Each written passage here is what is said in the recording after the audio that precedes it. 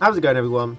Team Blacktooth here with another deck highlight. It is one I made myself. Generally it came from someone who asked me previously to try and build a Skellige. I do like Skellige decks anyway, but he wanted to see something with Kambo. Now, I don't think you can massively build around Kambo, but I gave it a good go. So as always, we've got a quick reference guide here, cards on the left, if you just want to build the particular deck.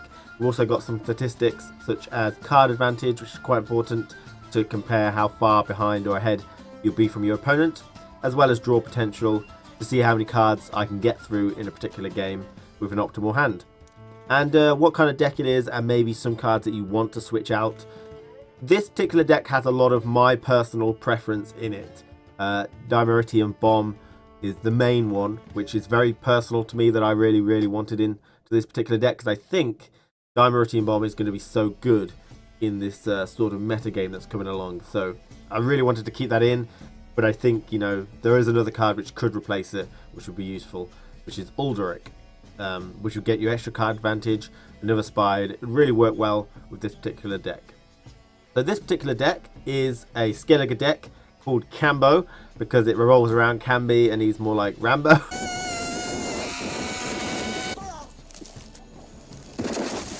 which is where I came up with the name. I don't know. You know, see what I mean?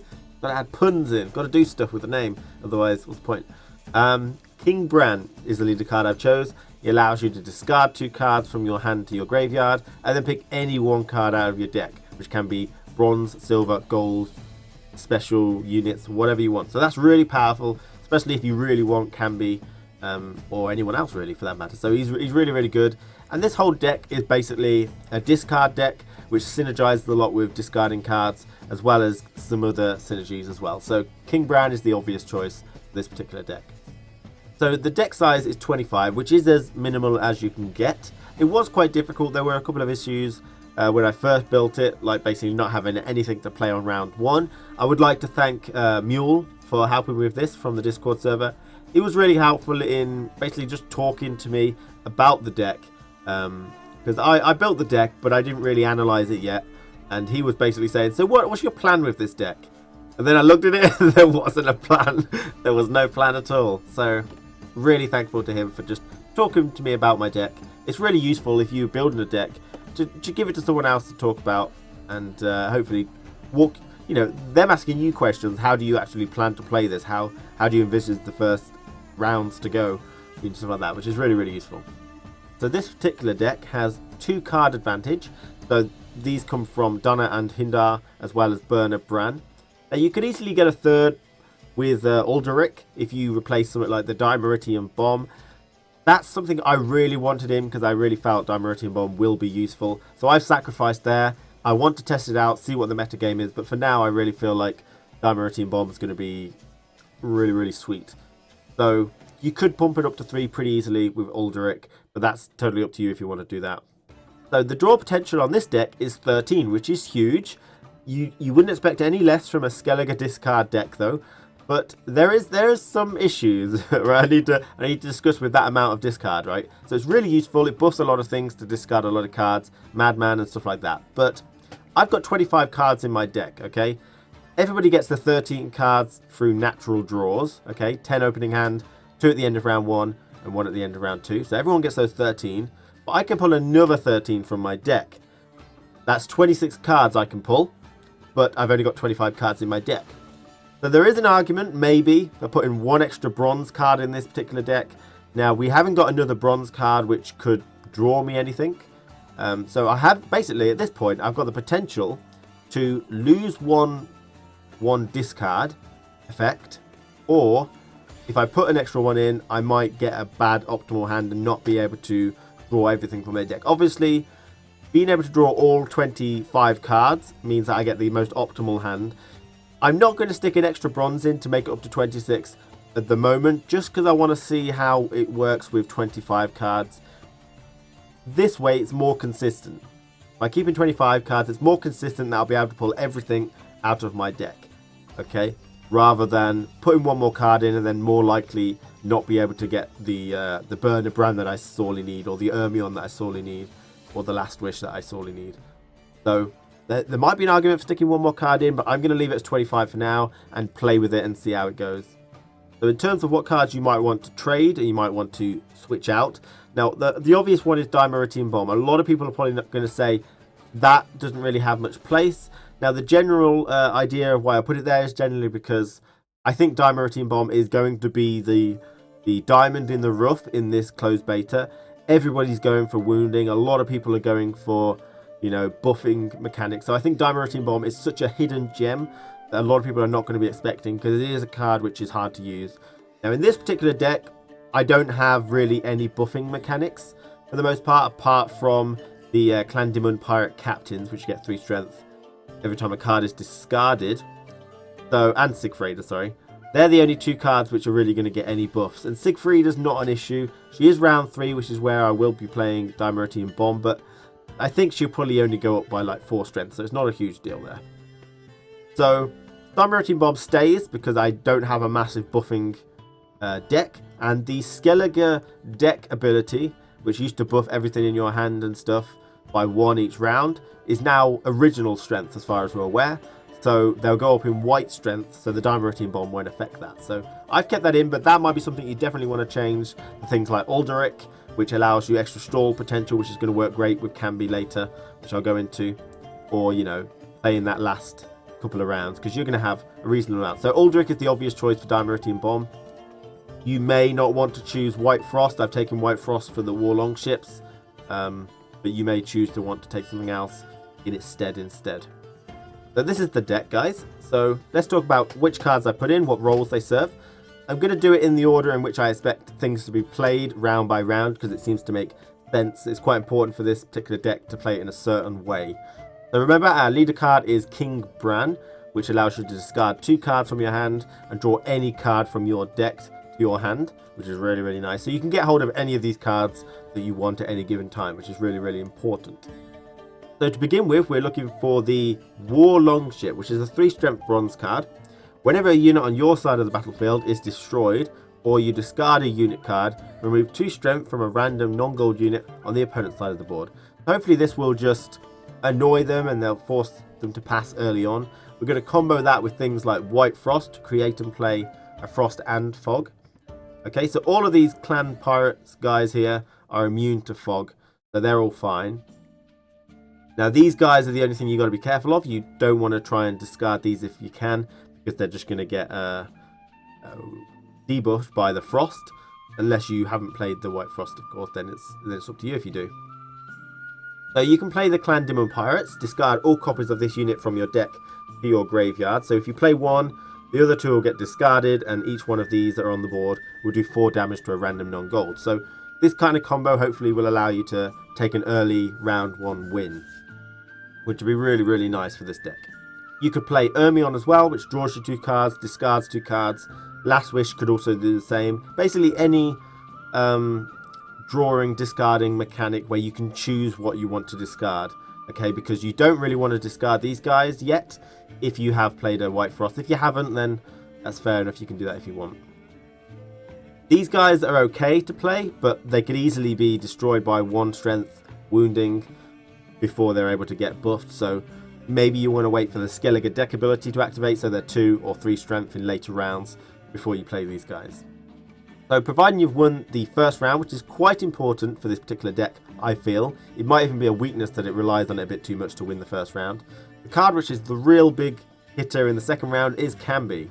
Okay, so it's something like play some cards, stall the game, then place Kambi, stall a little bit more and pass. Okay, so you want to make them get as many non-gold units onto the battlefield as they can, so that Kambi will wipe all non-gold units from the battlefield when it summons Hendel. Now Hendel I think is a 12 strength gold on the opponent's side of the board, so you will be giving them 12 strength, but hopefully you can just stall out a little bit using Donna and Hindar, some other spies, so you start gaining a massive card advantage, then place Kambi, and possibly you can stall a little bit more with things like the Last Wish, which you'll just, you know, stall the turn, you get to optimize your hand while you're waiting, which is really, really nice. And then you pass the turn, Kambi activates, wipes all his non-golds, and he has to struggle to try and beat your strength, hopefully. Okay, so that's the plan in round 2. Now you'll start round 3 with quite a hefty card advantage, hopefully, because you played your spies last turn, Bernabran, Donner and Hindar, and you made the opponent waste some resources using Kambo, hopefully. So, at the beginning of round 3, you want to try playing these guys now because there'll be 3 strength, so they're a little bit more reliable to stay on the board. Whenever you discard a card, add 3 strength to this unit and it's immune to fog. So, place these guys down. Start using all the discard cards that you haven't already used. So, if you haven't used Ermion, use him. If you haven't used the Last Wish, use him. Okay?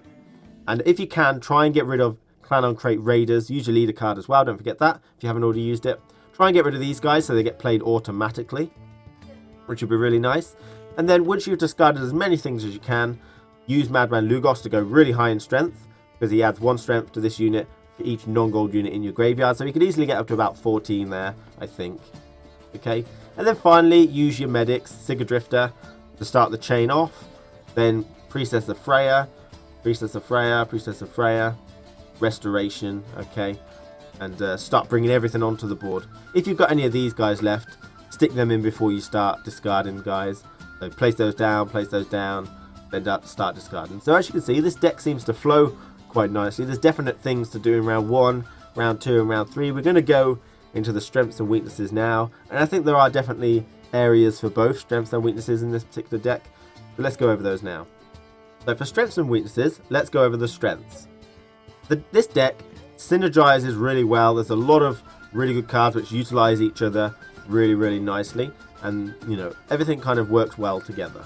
The card advantage is okay, you know, reasonable. You could easily get some more if you take out things like Dimeritium Bomb and play Ulderic instead. That 3 card advantage. It would really help with the round 2 stalling, or maybe there's some situations where round 1 it would work. For example, I mean, if they played a special card, you could Ulderic that out straight away. So card advantage is not bad here. It's decent, I feel.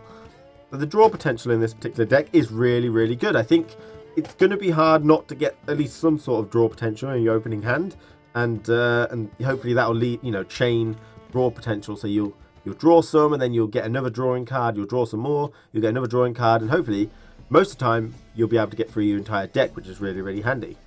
So we've got several cards which are immune to fog, for example, and the range row is relatively weak in terms of being affected by weather. We've got a lot of 1 strength cards, 3 strength, which isn't a big deal, although the Skellige deck ability will make them go up to 3 and 5 respectively on the siege row.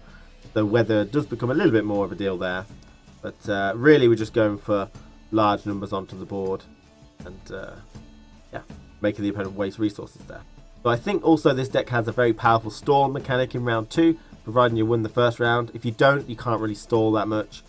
And in round 3, you have a very powerful combo using all your medics and your resurrections and stuff like that, which is really going to be useful. So let's go on to the weaknesses. I do think this deck's weakness is its round 1 play. You want to win round 1, but I don't think you've got a massive amount of units which are flexible. Like your medics aren't too flexible. These Clan Dimon Pirate Captains, which are 1 strength, you can play them, but they're generally going to be destroyed by wounding, which is very common, I feel, nowadays. White Frost, again, might be counterable easily, because a lot of people will have some form of weather removal, I should suspect. So I think this particular deck will suffer against Northern Realms. For example, if they start promoting things, then Dimeritium Bomb is not going to work very much, so it forces you to use it early rather than waiting for a large buff.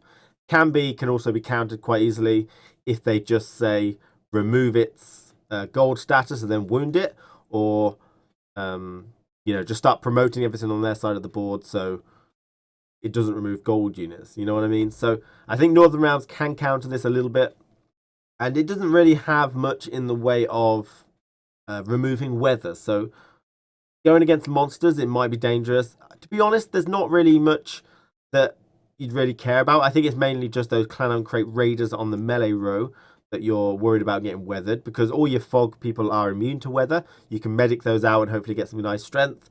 You haven't got much in the way of doubling your strength. You know, you haven't really got Commander's Horn or anything, so it might be worth maybe sticking one of those in instead of White Frost. So the final weakness is, I think the mulligan is very, very important in this particular deck. So the redraw phase is very important. There's a lot of cards that you don't actually want to get early on to get an efficient discard progression. So, for example, you want cards that you can play on round 1. So you don't want Clan on Crate Raiders, really. You don't want Clan Demon Pirate Captains, 1 strength, they get buffed by 3 because they're too weak. You don't want your Priestesses of Freya at the beginning, okay? You don't want Kambi necessarily at the beginning. What you want is your War Longships, your Clan Demon Pirates, White Frost, Ermion possibly, Last Wish, okay? They're the kind of things you want, and you need to really make sure you use your mulligan efficiently to get exactly what you want, because you don't want Madman Lugos stuck in your hand, because hopefully you'll get him later. So the redraw phase is very important in this deck, just so that you get a really good discarding and playability progression. That's what this deck kind of feels like. So I really like it. So tips to beat this particular deck. I would say you could probably push to win round 1 easier with some other decks that we've seen. I think other decks have more flexibility in terms of what cards you can and cannot play on particular rounds.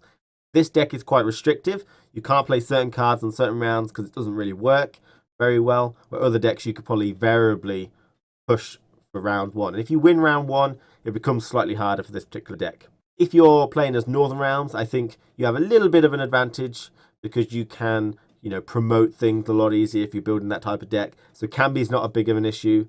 Maybe the War Longships aren't a big of an issue. You might be able to start wounding quite early on. If you take Lacerate, you can get rid of those War Longships very easily. You get rid of those. If anyone plays a Clan Demon Pirate Captain, get rid of it as fast as you can, possibly, especially if it's 1 strength. If it's 2 or 3, it might be harder to do, but still possible. There's definitely cards that can do that job. So it seems like getting rid of War Longships, Clan Demon Pirate Captains early on would be very beneficial, I would say. Obviously, other decks have good ways to deal with certain things here. Like monsters could steal cards from your graveyard, which would be very, very dangerous. The Square Tail could steal your special cards, which is very, very dangerous. So there's a lot of ways that certain factions can, incrementally deal with certain aspects of this particular deck, which is really nice. So if you have a particular deck which has a lot of melee weather or siege weather, then I think you're going to do a little bit better because the Clan on Crate Raiders are going to find it hard to get played. And obviously you'll remove the strength from buffed Priestesses of Freya and War Longships and Sigfrida and stuff. So, you might have a little bit easier time if you play Frost and Rain kind of decks. So, thanks for watching, everyone. Hope you enjoyed the video. Let me know what you think about the deck. Obviously, we've got the choice of sticking 1 extra card in because we've got quite a lot of draw, but I don't think that's a good idea. You may want to get Uldric in there somehow. We've got a couple of silvers which you could potentially move around. But I really like it. I was very excited to play the Foglit combo deck. I do want to play this one, definitely, because this is my own creation, so I feel like I put a lot of work into this one as well. I feel if we don't get access to all of the cards at the beginning of the game, this deck's not going to work. There's quite a lot of cards here which I feel are not going to be available as a beginner's assortment of cards. Like Kambi, Sigurdrifter, sorry, Burner Bran, maybe Madman Lugos. There's quite a few cards here which I don't think we'll get access to instantly if we only have a basic set for Skellige. So we'll have to build up to this particular deck. But thanks for watching, everyone. Hope you enjoyed it. Take care, and I'll see you in the not too distant future, I would say. See you then, guys.